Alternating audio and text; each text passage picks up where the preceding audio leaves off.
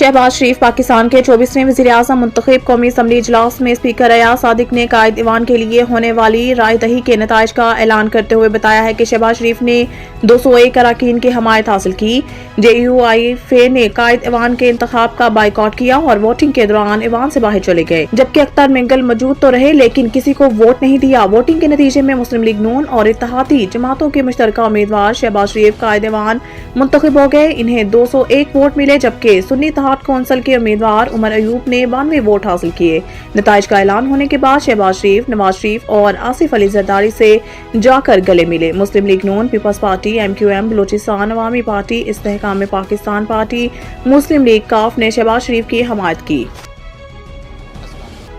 KP हुकूमत वफाक से ताल्लुकात कार रखेगी। चेयरमैन PTI की कीनदहानी फेडरेशन के हिस्से के तौर पर और पाकिस्तान के अवाम की बेहतरी के लिए KP हुकूमत वफाकी हुकूमत से ताल्लुकात कार कायम रखेगी। उन्होंने कहा है कि सियासी मामलात पर इख्तिलाफात हो सकते हैं, लेकिन हुकूमत और रियासत के मामलात पर पाकिस्तान के अवाम का फ़ायदा मुकद्दम होगा और KP हुकूमत तमाम तलका मामलात पर ताउन करेगी। जब इनसे पूछा गया कि PTI की पॉलिसी क्या होगी और KP की हुकूमत SIFC के हवाले से क्या पॉलिसी इख्तियार करेगी, जो KPDM की हुकूमत ने तख्लीक किया था और इसमें फौजी नुमाइंदगी भी होती है।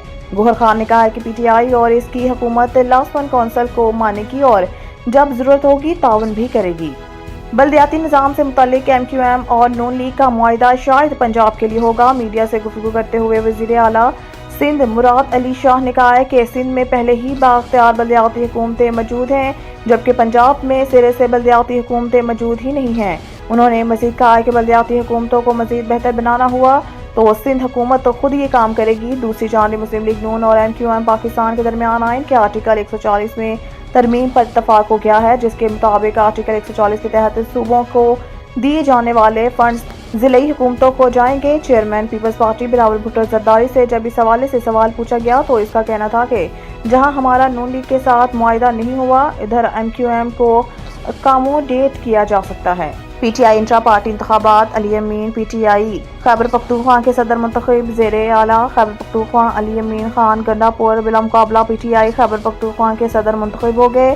सूबाई इलेक्शन कमिश्नर कासी अनवर एडवोकेट ने ऐलान किया है कि अली अमीन गंडापुर का पैनल बिला मुकाबला मुंतखब हो गया।